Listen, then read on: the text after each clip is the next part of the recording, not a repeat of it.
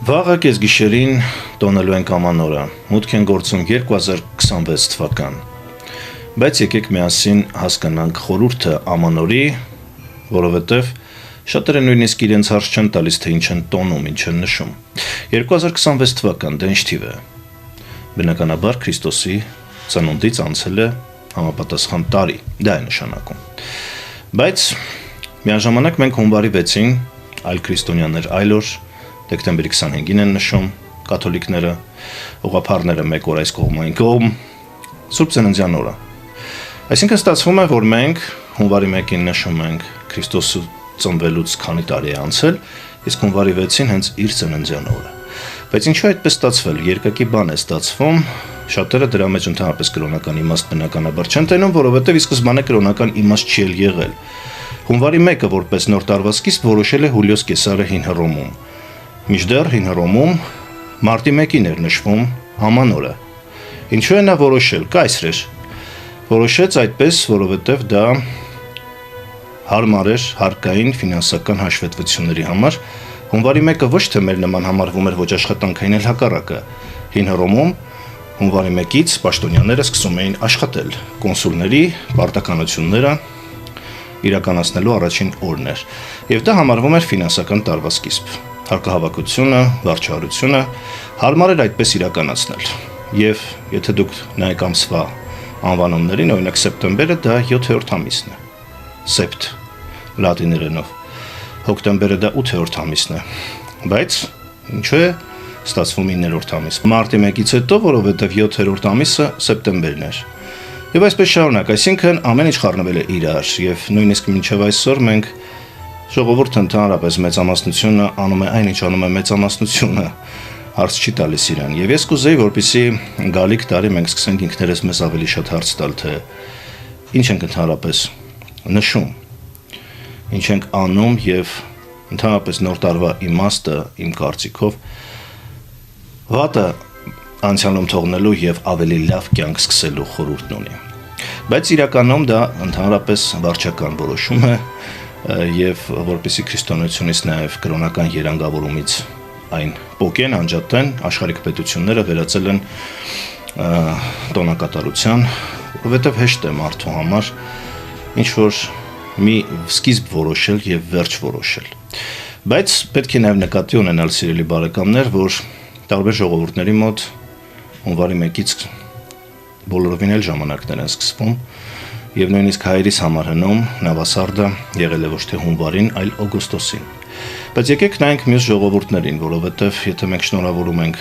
քրիստոնյաներին հիմնականում արևմտյան աշխարհի ռուսական, նաեւ ինքներս որպես եվրոպական քրիստոնեական մշակույթի գրող շատ այլ ժողովուրդների մոտ բոլորովին այլ թվականներ են։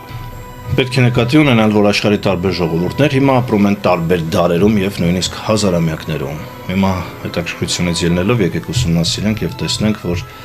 օրինակ իսլամական երկրներում հաջորդ տարի տարբեր ամիսներին են նրանք նշում, մեզնից 1448 թվականն է լինելու։ Հрьяաների մոտ 5787 թվականն է լինելու։ Իրանը նույնպես ունի առանձին օրացույց, Իրանում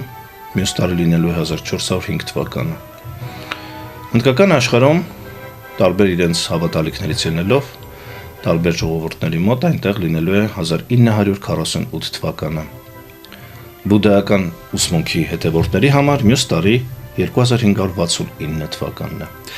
Եվ այսպես շարունակ, մենք կարող ենք կորեացիների մոտ ընդհանրապես 4359 թվականն է։ Տարբեր ամիսների են նշում, հիմնականում բաժին է հասնում գարնանը, որովհետև նաև Հին Հռոմում մարտից էր սկսվում նոր տարին։ Բայց ուշագրավ ենք մենք եւ մեր պատմությունը նախաքրիստոնեական հետաքրքիր է, գիտեք ինչով, որ մենք փաստորեն ունիկալ ենք եղել, օգոստոսի 11-ին ենք նշել, բերքահավաքի խորհուրդն է այն իր մեջ ունեցել եւ որ թվականը կլիներ, եթե մենք քրիստոնեական Գրիգորյան օրացույցով չառաջնորդվեինք, այլ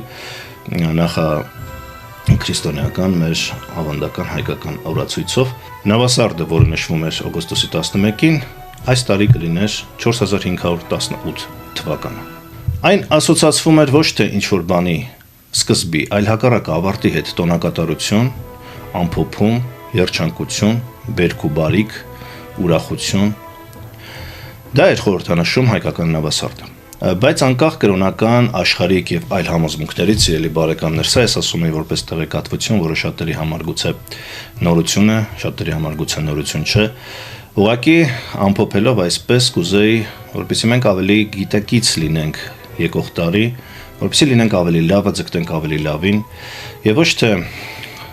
հոտային մտածողությամբ անենք այն ինչ ընդունված է, ուրիշներն անում են, մենք էլ ենք անում, առանց ինքներս մեզ հարց տալու, առանց հասկանալու թե ինչու է այսպես ստացվել։ Ամեն դեպքում նոր նվաճումների, հաղթանակների տարի լինի բոլորիս համար եւ հիմքում իհարկե լինի նոր սկիզբը, նոր փոփոխությունների միայն դեպի լավը եւ արմատական ես նույնիսկ կուսեի կասեի փոփոխությունների մեր հասարակական քաղաքական կյանքում, որպեսզի ժողովուրդը կատարեր գիտակցված ընտրություն, որպեսզի նրան չստիպեն ընտրել վախով, որպեսզի վախը եւ բացասական էմոցիաները չլինեն ընտրության մոտիվացիա, մենք բոլորս գիտակցված ընտրություն անենք դրականորեն փոխելով մեր կյանքը։ Եվ սա էր այն խոսքը, որ ես կուզեի այս անգամ հնչեցնել եւ շնորհավորել բոլորիս գալիք ամանորն ու Սուրբ Ծնունդը։